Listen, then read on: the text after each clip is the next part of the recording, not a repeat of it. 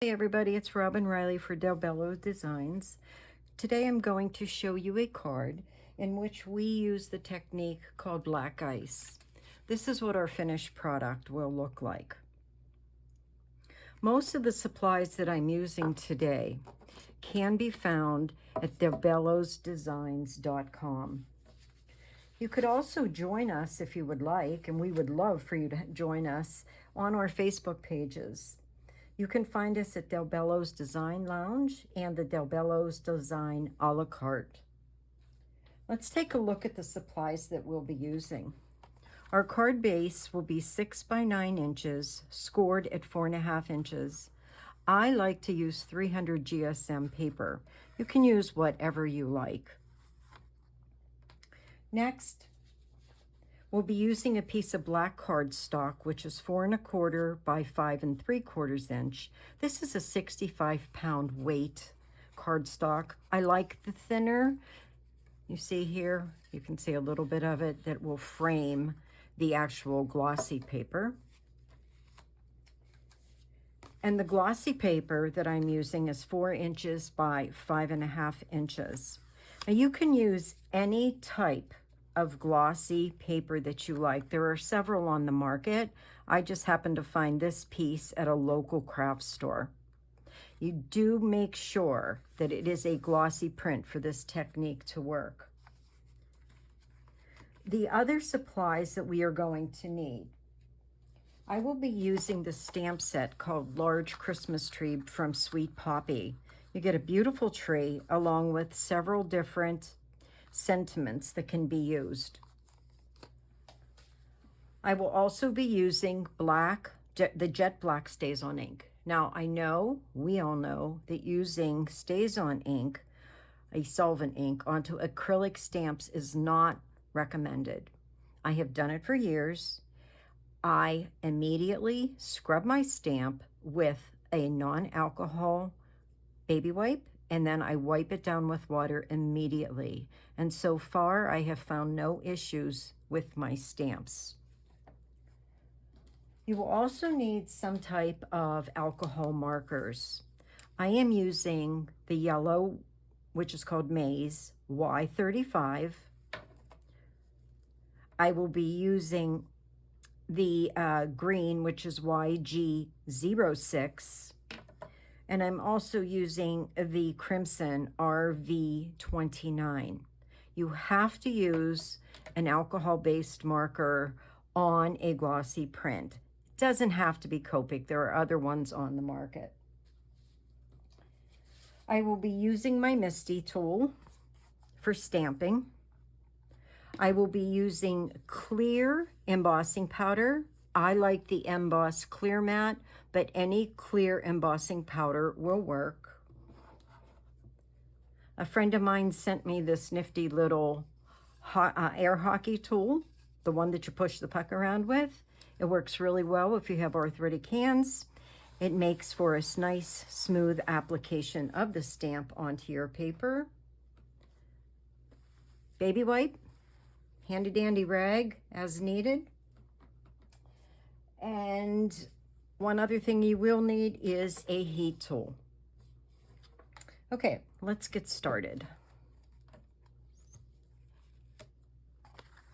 Placing my holographic paper into the corner of my Misty, I will center the Christmas tree stamp the best I can. Now, when using a glossy paper, it can be a little tricky picking the stamp up onto your Misty door. Sometimes it tends to stick. The other tricky part is not to allow your stamp to sit too long onto the glossy paper. Number one, it's going to stick. It'll be hard to peel off. And as you peel off, you will remove some of the ink. So I try to do a nice ample amount of ink on the stamp, press quickly, and remove my stamp. Let's see how that works. Using my tool, I'm going to rub over and lift. And I'm going to take that. Now I'm going to clean off my acrylic stamp with a baby wipe and a moistened microfiber towel.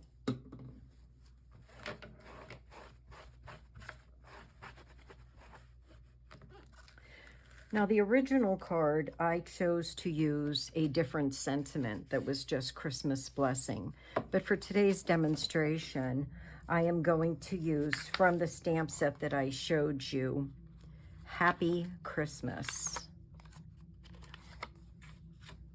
So I will line these up.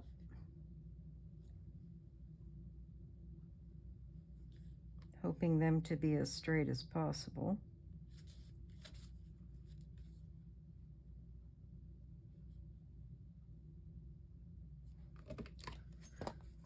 Using my MISTI to pick those up. And again, remember, as much ink as possible on those sentiments, pressing down and removing quickly.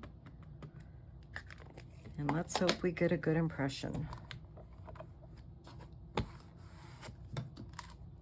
Oh, perfect. I'm happy. Okay, let's clean those off with the baby wipe first, then the moist towel.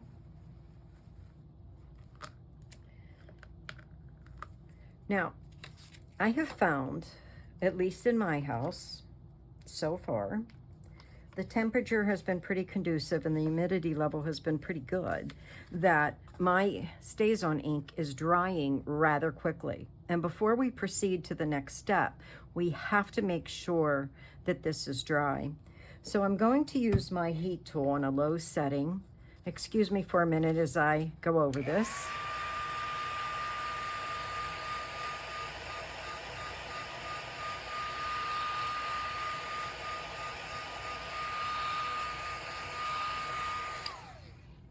I'm also going to turn the card over into my MISTI, rub the back of it, trying to blot any of the wet ink that may remain. Okay, that's pretty good. I'm even going to do a little touch test. It feels rather dry. It has to be dry for this next step. Let me get a piece of copy paper. I kind of have to work on an angle, so bear with me here. All right, the next step has to move a tad bit quickly. What I'm going to do is I'm going to take my StazOn ink. I will remove the cap at that point. Starting off the paper, I am going to slide my ink as straightly as possible down the entire length of the card. I have to really concentrate not to be too heavy-handed. If you get too much ink, it just doesn't look as well as if you can get a nice thinner layer of ink. I will have my embossing powder on the ready and my heat tool. I like to do one section at a time.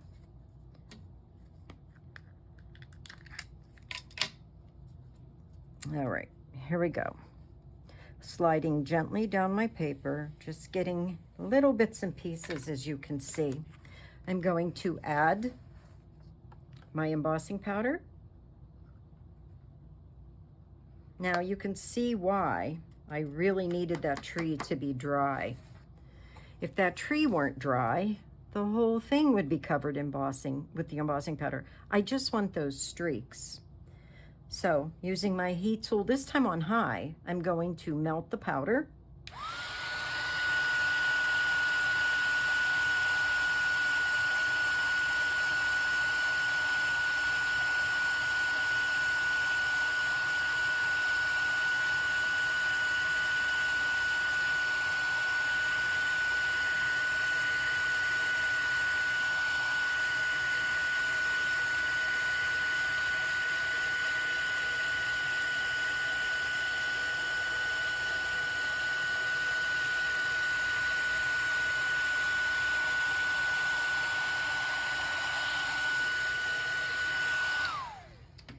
right, hopefully you can see a little bit of the shimmer of that ice. And it really does look like ice. Okay, let's try the next swipe. Using the pad again, starting off the paper. And the main reason for starting off the paper, now just use your imagination here. If you started any further down, you would have a line, and that's what we don't want, is a line. So let's try again, going lightly, dragging, not worrying if it's not enough. Looks pretty good to me. Adding the embossing powder over the wet ink.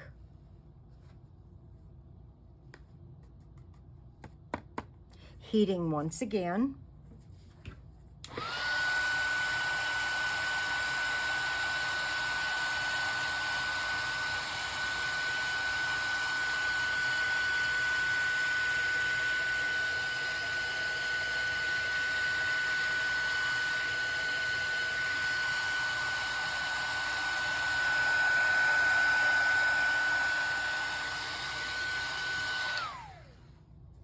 And now the last swipe. This time I'm gonna kind of go this direction. You may not have to. I just feel a little more confident going this direction. One more swipe down the side. I'm okay with that little bit of a bare spot there.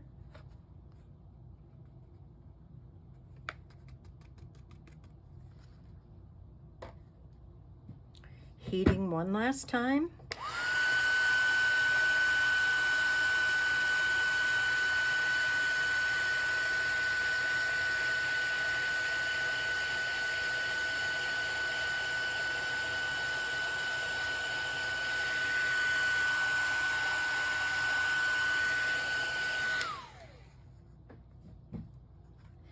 All right, there's our ice on our picture. It's not even. It's not going to be even. And that's okay, because when we get ice storms or whatnot, we don't have even distribution all the time. You could go over this one more time if you would like. You know what? Let's do that so I can show you that it is okay to go over it.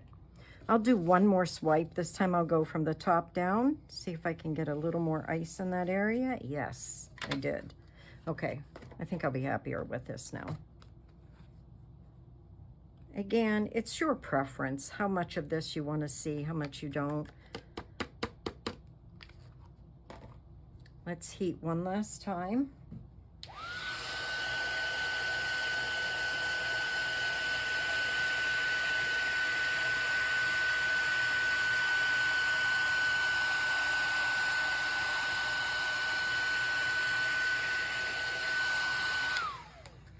There, that's much better. Yeah, I'm glad I did that. Okay, next little tip I have learned is, I guess it's the heat on the glossy paper or whatnot, but you almost can see a cloudy film. So I take a dry side of the microfiber and I just kind of buff over it to bring that shine back. Now, you could very easily stop at that point. That is a really pretty card, just as it is.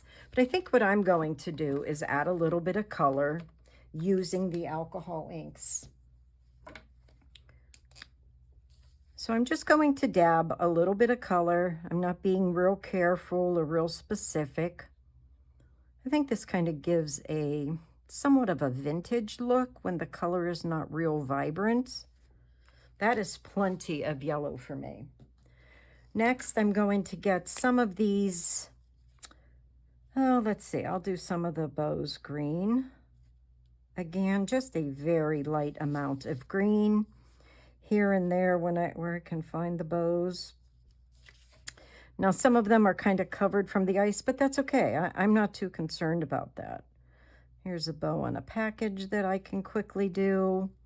There's another bow here. A little difficult to see, but you can always use your stamp, the piece of acetate, and look if you would like to find those areas specifically. But I'm not being too picky on this. I don't need it to be perfect by any means. I'm going to get this bow here, make it a little bit of green. And then let me see, with the red, I am going to find the hearts that I can see through here. Now, could you have colored ahead of time? I'm going to guess yes, that you could have colored prior. Here's a candy cane that I can make red. But to be honest, it really doesn't seem to matter if you do it first or last. That is adding the color. Here's a little bow I'm going to put some color on. Here's a package here that I think I'll add some red stripes. See, this is just the fun part. This is where you can do as you wish. There's a little bit of a candy cane there. Let's see. There's an ornament there. Another ornament here. I think we'll make this one red. You can go on as much as you want. That part is all up to you, and that's the fun of it. I think what I may do is just add a little bit of yellow to this garland, just to even out the colors a little bit. And again, I know there's some garland hiding here and there. I'm not being like real specific about finding every single piece, just adding enough color to add some interest. All right, I think I'm going to stop there. There, that's enough color.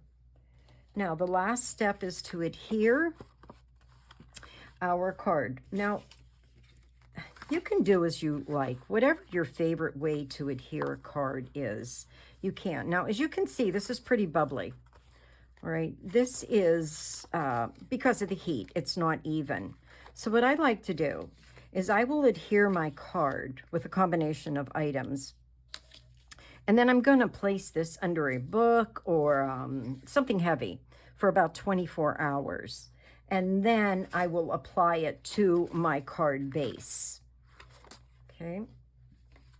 So here's what I like to use. I like to use a combination of two-sided tape and glue.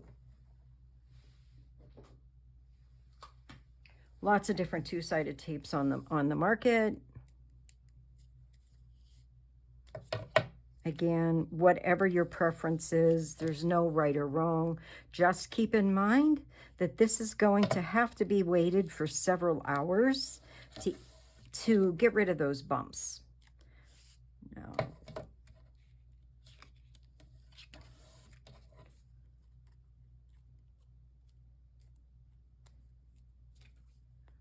all right, I'm going to just do that for now to save time. You don't need to watch me put all the tape on. I remove the backing of the tape.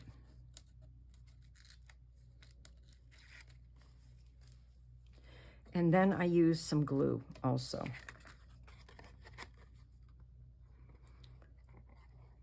I like to do the perimeter. And then I'm going to go through where there is no sticky tape, and I will also put a little glue on the sticky tape.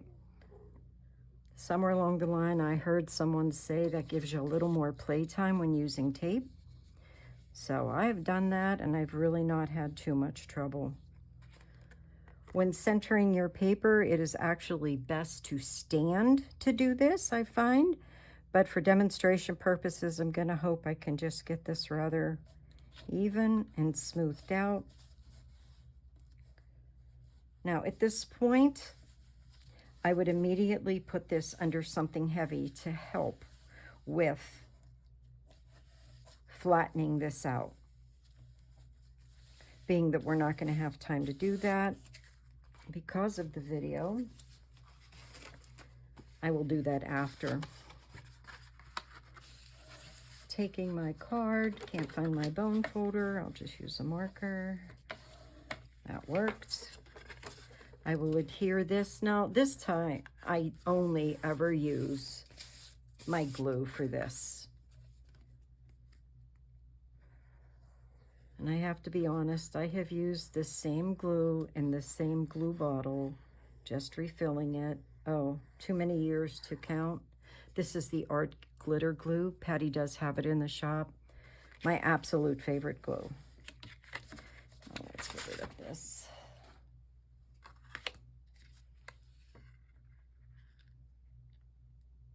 Trying to center this as best as possible. Again, remember, we have to get this weighted to even this out so that it's not all wobbly. Okay, so let's take a quick look. This is the one I created today. I know it's a little difficult to see because of the shimmer. This is the one that I did the other day. A little bit of a size difference, and I used different sentiments, but it's the same technique. I hope you can see that okay. I really want to thank you for taking the time to watch this. If you have any questions, please post the questions here or in our Facebook group if you want it, and I'll get back to you as soon as possible. Thank you so much for watching. See you next time. Bye-bye.